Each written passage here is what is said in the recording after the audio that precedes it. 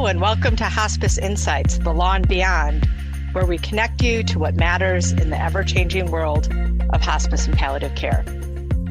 A very special episode. Amid controversy, CMS launches the Hospice Special Focus Program.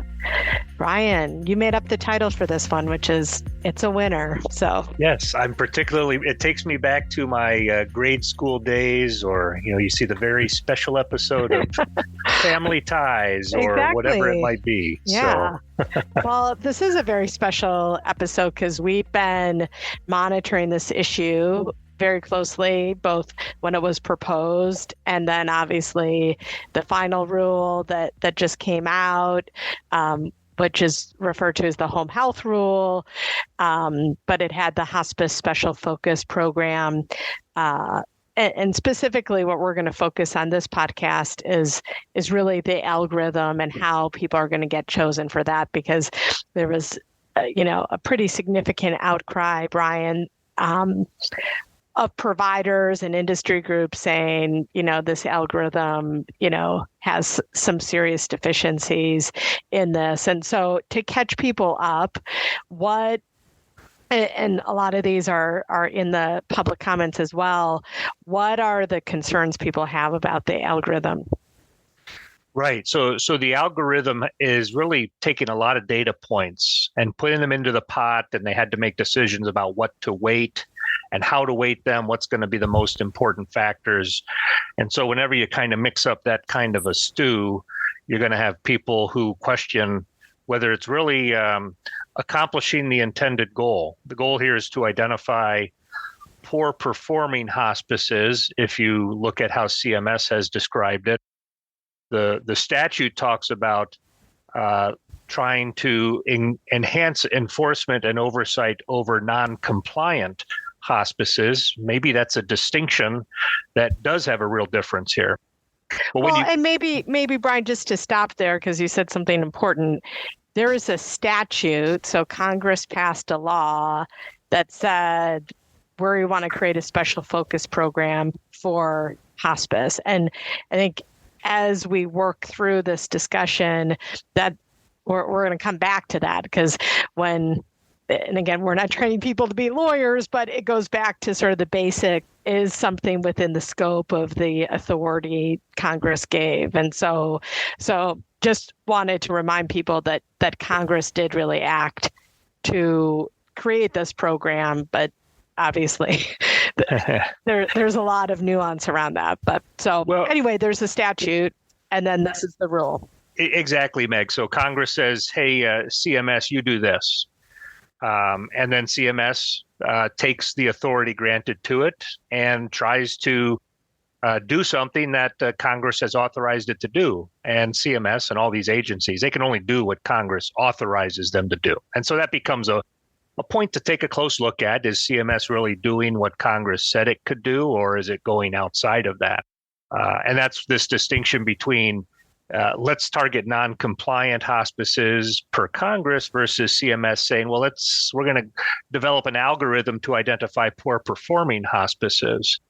And there's certainly some ways that non-compliant hospices can be poor performing hospices, but that really takes us to the algorithm, which includes data points that get mashed together, and then based upon a hospice's score in this algorithm, they're going to rank every single hospice and take the 10% of hospices with the worst score, and those are the ones who will be eligible for this special focus program. Some of those algorithm data inputs are, somewhat, I guess, more objective than others.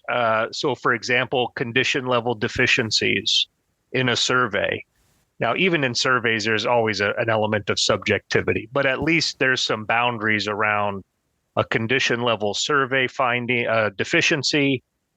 There's some regulations that are implicated in that, and do you violate them or not? Are you compliant or not? That sort of thing. Brian, I won't digress here much, but I'm still somewhat irked that, unlike nursing homes that have a scope and severity grid about when you get, what level of citation, we still lack that in the hospice survey structure. So my personal feeling is there's too much subjectivity of when a surveyor can cite something at a condition level versus a standard level. And especially now, this is ramped up because of this weighting with this algorithm. And so we'll probably do another podcast on the IDR system and challenging all of this stuff. And that's why I said more objective, because for that reason, Meg, it's not objective. It might be more objective, which, kind of reading ahead, you'll see how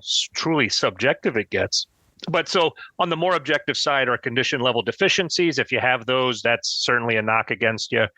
If there are substantiated complaints, so not just complaints, but substantiated complaints, that's going to tend to throw you into that 10%.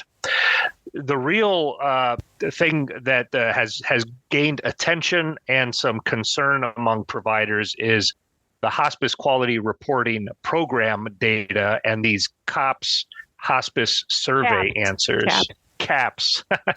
CAPS, right? COPS are conditions of participation. There's too many acronyms now with hospice. We have COPS, CAPS, those are the hub CAPS versus the cop that's chasing us. But anyway. Exactly. And so what they're getting into is they've kind of picked out 4 of those survey questions. How does a hospice measure up in the eyes of its customers, patients and families, regarding providing help for pain and symptoms, getting timely help, willingness to recommend the hospice, and the overall rating of the hospice? This is quite subjective, because although a patient might think, I wish this hospice would have reacted sooner to this or that, it might not say anything about whether the hospice was compliant with a regulation or with a standard of medical care. We're kind of leaving it up to patients and their families with, I would assume, little to no knowledge of regulations or hospice medicine or anything like that. Now, those survey results, not only are they part of the algorithm, but they are weighted more heavily than the more objective side of these data points. And so to make it worse, I'm kind of the parade of horribles continues here. There was an expert panel that reviewed some of this stuff, and they thought, well, with this subjective data, let's weight it half the other components of this algorithm. CMS got a hold of it and said, no, we're going to rate it double the other algorithms. So they're taking the most subjective part of it and giving it outsized weight. And so subjectivity is certainly a concern that has been voiced by the associations, by hospice providers. And taking it back to where we started, Meg, Congress is interested in non-compliant providers. What does a patient survey on subjective issues have to do with compliance or lack of compliance? Could be very little or nothing.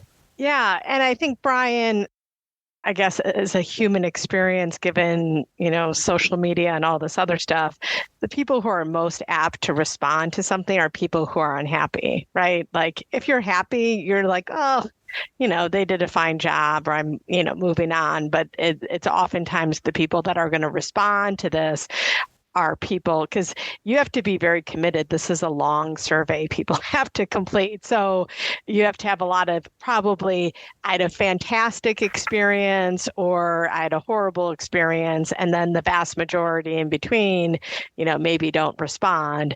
But, and I also think that the point you make is, I think, well taken, is that this is, a very difficult time in people's lives. And I think just from my personal experience, you don't like to see your loved one suffering, and minutes can seem like hours and sort of response time and stuff. And it just, I think that these are delicate situations. And to your point, someone may have wanted, our nurse to be out there in 10 minutes versus 20 minutes that it took us to drive across town to do that. But this could have a bad effect, either through substantiated complaints or they fill out a survey. And so anyway, I mean, I totally appreciate why, folks are very concerned about this. Yeah, and we've worked on a lot of situations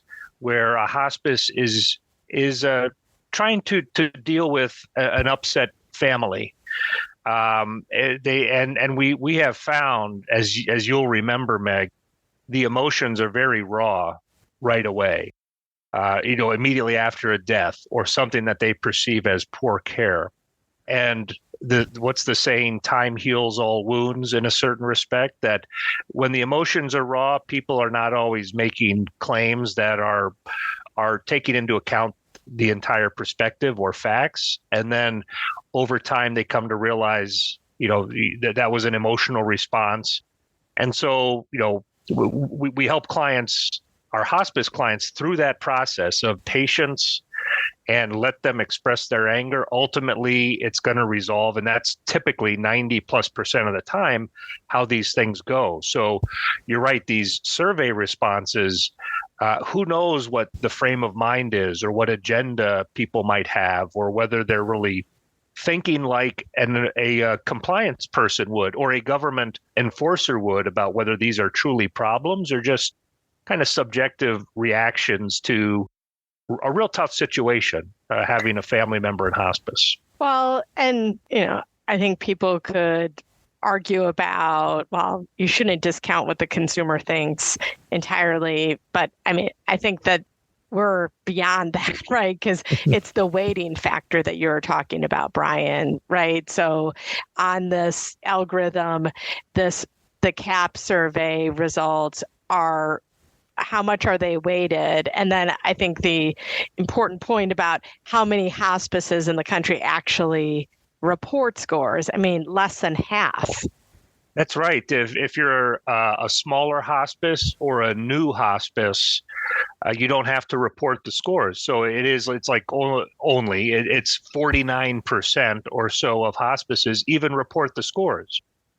And that and other criticisms were identified in the comments to the proposed rule. So the way the process works is Congress says, CMS make a rule, and CMS says, okay, here's our proposed rule, and they published it, a number of weeks ago, and the public can comment. And that's how we're aware that these national associations, other providers, and so on, and just through our connections in the industry, we knew there was a lot of interest in this issue.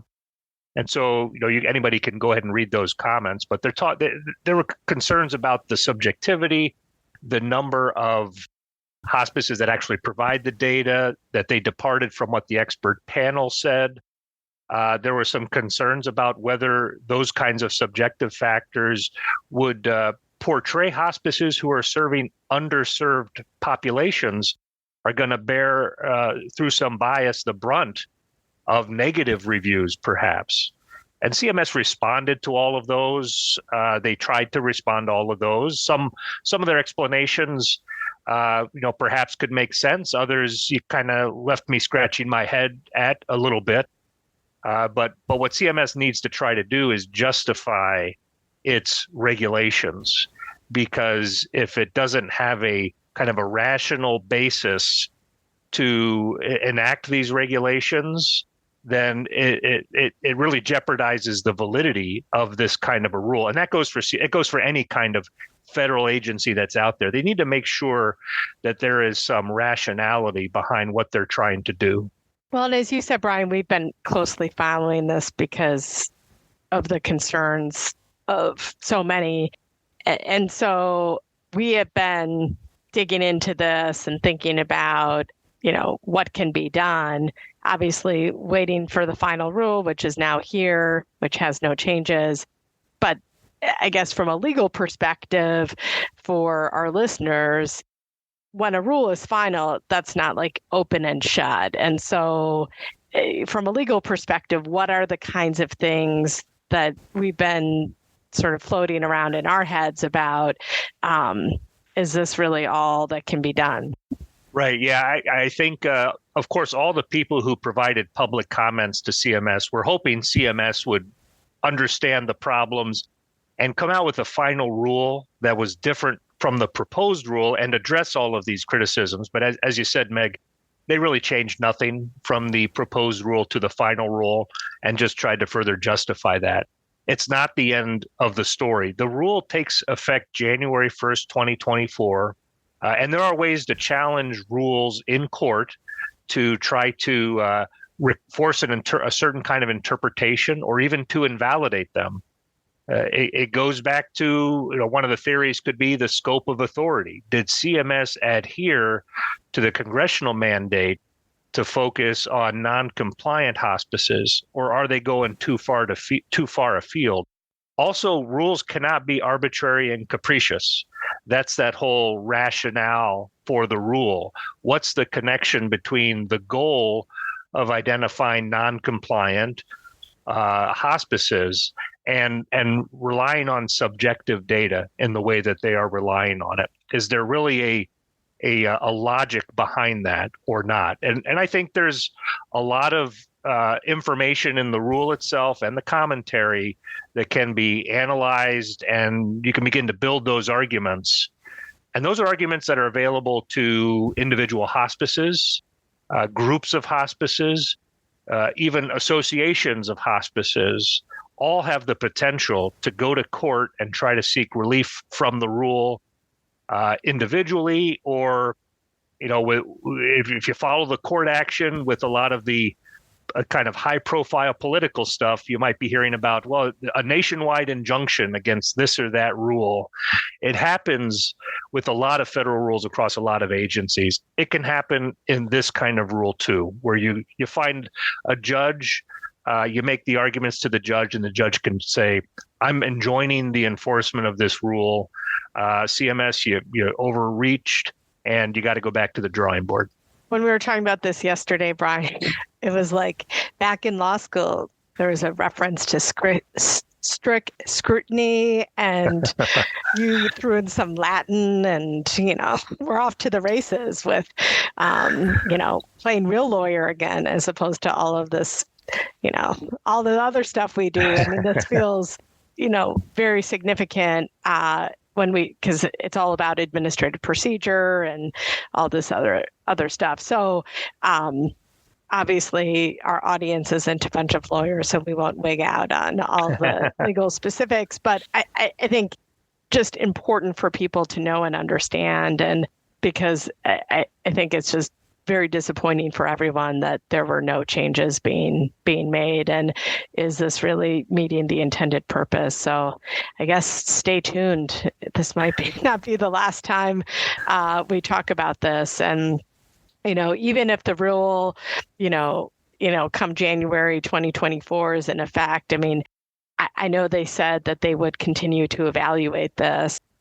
Obviously, rulemaking is difficult. And I think, given all the concerns in the industry, I really hope that this, even if it's not changed, really does address what are the concerns and not essentially loop in people who really shouldn't be looped in here. Because earlier on in my career, I did a lot of nursing home work and work with folks who are in special focus programs, which I talked about in an earlier podcast when we talked about this rule. And that is brutal. It's brutal to be on this list, and the level of scrutiny, and it's with surveys every 6 months. And I mean, it's a lot to bear.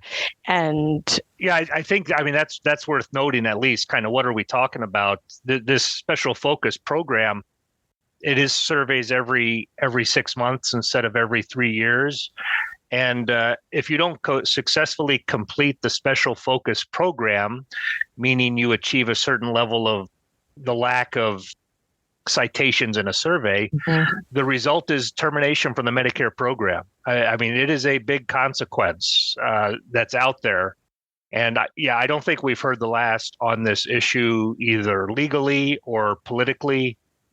There's a lot of ways to try to push back and affect change. And I think this is a rule that's still going to be a hot topic for months to come. Yeah. Well, the saga continues, Brian. Thanks for joining. It's always fun to talk to you. Yeah. Thanks, I Meg. won't say that you're my favorite guest, but I do love a podcast with Brian. So This is my favorite podcast. So it's the only one. You don't even listen to it. You just contribute. I live it. I live it. I live the podcast. So, but anyway, I really appreciate your time, Brian, and more to come. Yes, very good. Well, that's it for today's episode of Hospice Insights, The Law and Beyond.